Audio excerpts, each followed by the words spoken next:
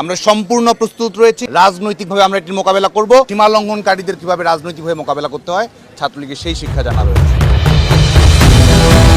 লকডাউনের পর এবার শাটডাউনের ডাক দিয়েছে আওয়ামী লীগ। কি হতে যাচ্ছে 17 নভেম্বর?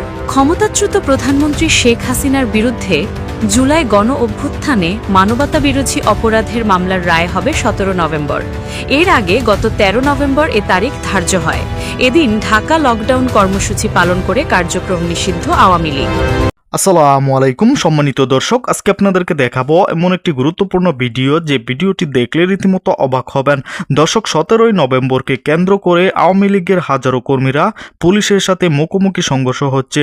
শেখ হাসিনার বিরুদ্ধে জুলাই গণ অভ্যুত্থানে মানবতা বিরোধী অপরাধের মামলার রায় হবে 17 নভেম্বর। দর্শক, বিস্তারিত দেখতে পারবেন এই ভিডিওতে, তাই 1 সেকেন্ডও না টেনে পুরো ভিডিওটি দেখবেন। চ্যানেলে নতুন হলে সাবস্ক্রাইব করে রাখবেন পরবর্তী আপডেট পাওয়ার জন্য। ভিডিওতে একটি লাইক করে দেখতে থাকুন সম্পূর্ণ ভিডিওটি। কর্মসূচির ঘোষণা আসে সামাজিক যোগাযোগ মাধ্যমে। দেশের কোনো গণমাধ্যমে এ খবর আসেনি। অনলাইনে প্রচার প্রচারণা চালান আওয়ামী লীগের নেতাকর্মীরা। এবারও 17 নভেম্বরের রায়কে কেন্দ্র করে 16 ও 17 নভেম্বর দেশে শাটডাউন কর্মসূচির প্রচারণা অনলাইনেই চালাচ্ছেন নেতাকর্মীরা। এ থেকেই সৃষ্টি হয়েছে অজানা আতঙ্ক। গত কিছুদিন অজানা আতঙ্কেই আছে মানুষ। প্রায় সপ্তাহ ধরে দেশের নানা প্রান্তে চলছে নাশকতা। তবু অনলাইনে প্রচারণা চালিয়েই যাচ্ছেন নেতারা। তারা অনেকে বিদেশে পলাতক, আর কিছু নিরীহ কর্মী মাঠে নেমে ক্ষতির শিকার হচ্ছেন। আর দেশের ক্ষতিও হচ্ছে। দেশের সম্পদ বিনষ্ট হচ্ছে, আগুনে পুড়ছে যানবাহন। দেশের খেটে খাওয়া মানুষ ক্ষতির শিকার হচ্ছেন। ক্ষতি হচ্ছে অর্থনীতির। অজানা ভয় ও শঙ্কায় মানুষ রাস্তায় নামছেন না। ঘোষণা ও অনলাইনে প্রচারণা চালিয়ে নিরাপদেই আছেন নেতারা। তারা ধরাছোঁয়ার বাইরে থেকে এসব করছেন। আর ক্ষতি যা হচ্ছে তা দেশ ও দেশের মানুষের। বিভিন্ন গণমাধ্যমে খবর বেরুচ্ছে নেতারা কর্মীদের চাঙা করছেন। আরও জানা যাচ্ছে বৈদেশিক চাপ আছে আওয়ামী লীগের উপর, যেন কর্মসূচি ঘোষণা করা হয়। এমন চাপ অবশ্যই আসতে পারে দলটির মিত্র দেশ থেকে, কিন্তু ভাবতে হবে দেশের কথা। দলটি কিন্তু দেশের মঙ্গল কামনা করে এমন দাবি করে। গত 13 নভেম্বর নিষিদ্ধ ঘোষিত ছাত্রলীগের সভাপতি সাদ্দাম হোসেন ও সাধারণ সম্পাদক শেখ ওয়ালি আসিফ ইনান স্বাক্ষরিত এক বিজ্ঞপ্তিতে আগামী 16 ও 17 নভেম্বর সারা দেশে ঘোষিত সর্বার্থক শাটডাউন কর্মসূচি পালনের আহ্বান জানানো হয়। আওয়ামী লীগের ভেরিফাইড ফেসবুক পেজে এ বিজ্ঞপ্তি প্রচার করা হয়। আরও জানতে চোখ রাখুন নিউজ 365-এ।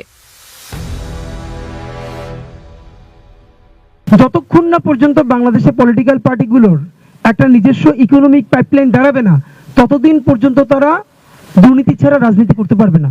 ভাই, যে আমরা কি কোনোদিন প্রশ্ন করি যে একটা উপজেলার যে সভাপতি একটা দলের বা সেক্রেটারি বা বাকি 10 জন কোনো চাকরি করে না, কিন্তু তার তো বাসা ভাড়া দেওয়া লাগে, বাচ্চাদের স্কুল ফিস দেওয়া লাগে, বাসায় বাজার করা লাগে, তারা পায় কই? এর মানে পার্টিগুলো তাদেরকে এই যে ঠিকাদারির নামে চাঁদাবাজি, মানুষের অর্ধেক টাকা কাজ করে বাকি অর্ধেক টাকা মেরে দেওয়া, এটা একটা অঘোষিত অ্যাপ্রুভাল তাদের প্রতি আছে। এখন ধরেন উপায় কি? উপায়টা হলো, আমরা আপনাদেরকে বলছি না যে দেখেন আমাদের জার্নিটা তো বড়, এই জন্য ইলেকশন হারাটারা নিয়ে আমাদের টেনশনেই নেই। প্রমাণ বলি, এই যে গায়ে টি শার্টগুলো দেখেন না, এই যে আমরা যারা আসছি সবাই, আপনি খেয়াল করবেন যে এই টি শার্টগুলো পরার একটা পলিটিক্স আছে আমাদের। এই টি শার্টগুলো সব আমরা নিজেরা বানাইছি এবং এগুলো বেচি। আজকেও নিজে কিনে নিয়ে আসছি। এইগুলো বিক্রি করে আমাদের প্ল্যান হলো, আমরা যে অ্যাক্টিভিজম করি, এখনো তো মানুষের ডোনেশনও করি, আজীবন তো মানুষের ডোনেশন দিবে না, করবো কি? আমরা এরকম অনেক প্রোডাক্ট নিজেরা বানাইতেছি এবং মডেল নিজেরা। এই টি শার্ট বিক্রি করবো, সেখান থেকে সংগঠন চলবে। পরের দিন আমরা প্ল্যান করছি, আজকে তো নিয়ে আসতে পারি না, ভ্যানের টি শার্ট অন্য সবকিছু নিয়ে আসবো। আপনারা যারা আসবেন, এই যে বলবো যে ভাই এই টি শার্টটা কিনতে পাওয়া যায়। আপনারা ইতিমধ্যে আরো অনেকগুলো টি শার্ট দেখছেন না আমার পরনে, যে আমি জাহান্নামের আগুনে বসে হাসি, পুষ্পের হাসি, এইগুলো সব আমাদের ইনকিলাব কালচারাল সেন্টারে পাওয়া যায়। এই টি শার্টগুলো, তারপরে শাড়ি, এরপর অনেক জুলের সুন্দর সুন্দর জিনিস। আপনাদের যাতে সুযোগ হবে, বাংলা মোটরে ইনকিলাব কালচারাল সেন্টার সার্চ দিলেই পাবেন একদম গুগলে। এইখানে গিয়ে দেখবেন আমরা অনেক জিনিস নিজেরা তৈরি করছি, এগুলো আমরা বিক্রি করতেছি। এখন আমাদের ইচ্ছা আছে 3 মাস পর, ইলেকশনের পরে, আমরা আরেকটা ব্র্যান্ড তৈরি করে ওইটা রাস্তায় একটা শোরুম দিব, যাতে ওইখান থেকে যে আর্নিং আসবে ওই আর্নিং থেকে আমরা চলতে পারি। এবং আমরা আরেকটা প্ল্যান করতেছি যে আপনারা দেখেন না যে ভ্যানে ভ্যানে জিনিসপত্র বিক্রি করে, আমরা সুন্দর ভ্যান করে সেখানে টি শার্ট, বই, এগুলো আমরা নিজেরাই নিয়ে দাঁড়াবো। সমস্যা নাই তো। আমি বলি যে আমার টি শার্টটা খরচ হয়েছে 400 টাকা, আপনি আমার কাছ থেকে 800 টাকায় কিনবেন। আপনি কিনবেন একটা ভালো টি শার্ট আমাকে ডোনেটও করবেন। তো এইটা একটা মডেল হইতে পারে। এখন আমরা চাই আমাদেরকে দেখে উনি আর অনুপ্রাণিত হোক। তা আমরা তো দেখাইলাম, এবং এই টি শার্ট আপনারা চাইলে আজকেও কিনতে পারবেন, আমরা সেন্টার থেকে আনাইতে পারবো, যে আমরা এগুলো নিজেরা বিক্রি করি, সব জিনিস বিক্রি হয়, এবং এই বিক্রির প্রফিট থেকে আমরা একটু একটু করে সংগঠনকে দাঁড় করানোর চেষ্টা করতেছি। ও আর একটা কথা ভুলে গেছি ভাই, আমার ক্ষেত্রে যেটা বলা দরকার, আমরা গত 1-1.5 বছর ধরে যারা অ্যাক্টিভিজম করে অলমোস্ট সবাই কিন্তু চাকরি বাকরি টুকটাক যা করতো সেটা ছেড়ে দিয়েছে, যা আর্ন করতো বা কেউ টিউশন করতো ছেড়ে দিয়েছে, এখন ফুল টাইম অ্যাক্টিভিজম করে। আমি একমাত্র আমার জানা মতে যারা একটু বেশি পরিচিত, আমি যে ইউনিভার্সিটিতে চাকরি করতাম আমি কিন্তু চাকরি ছাড়ি নাই। আমি কিন্তু আমার ফুল টাইম ইউনিভার্সিটিতে ক্লাস নিয়ে চাকরি করিয়াই এরপরে অ্যাক্টিভিজমটা করি। এর মানে হইলো ওই চাকরি করে তারপরে যেটা পারতেছি, কারণ এই অ্যাক্টিভিজমের পয়সা থেকে যেন আমার বাসা ভাড়া দেওয়া না লাগে।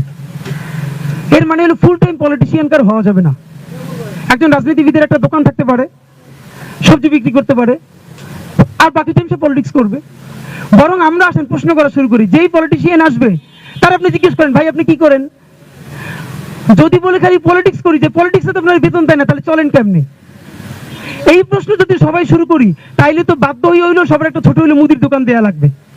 আসলে এই প্রশ্ন করা শুরু করি, আপনারা তো প্রশ্ন করেন না। এই যে আমার জিজ্ঞেস করছেন, আমি বলছি ভাই আমি একটা ইউনিভার্সিটিতে পড়াই, এরপর আমি দীর্ঘদিন ধরে গত 10 বছর সাইফুডসের সিনিয়র ফ্যাকাল্টি ছিলাম। এখন ইলেকশনের পরে সময়, এবং এটা আমরা ইশতেহারেও বলবো, আমি আলহামদুলিল্লাহ আইএলস এর অনেক পপুলার টিচার ছিলাম, দেশে বিদেশে আমার হাজার হাজার স্টুডেন্ট গত 10 বছরে। আল্লাহ আমার হিন্দি বানাইলে অথবা না বানাইলেও ঢাকা আটের অন্তত 5000 স্টুডেন্টরে আমরা আবার free English and vocational training করানো শুরু করবো। আমি নিজে পড়াবো এবং আমাদের টিম দিয়ে পড়াবো। এই স্কিলটা তো আমার আছে ইনশাল্লাহ। ঠিক আছে, তো আমার যেটা মুড়ি বাতাসা নিয়ে আসছো, সামনে দাও সবাই খাইতে খাইতে। সম্মানিত দর্শক, সম্পূর্ণ ভিডিওটি দেখলেন, অবশ্যই বুঝতে পেরেছেন ভিডিওটি গুরুত্বপূর্ণ ছিল। দর্শক, এই ভিডিওতে যে তথ্যগুলো আপনারা পেয়েছেন এ বিষয়ে আপনাদের কি মতামত তা অবশ্যই কমেন্টে জানাবেন, এবং পরবর্তী আপডেট ভিডিওগুলো সবার আগে পেতে চ্যানেলটিকে এখনই সাবস্ক্রাইব করে রাখুন। এই মুহূর্তে বিদায় নিচ্ছি, দেখা হবে পরবর্তী কোনো ভিডিওতে। সে পর্যন্ত ভালো থাকুন, সুস্থ থাকুন, আসসালামু আলাইকুম।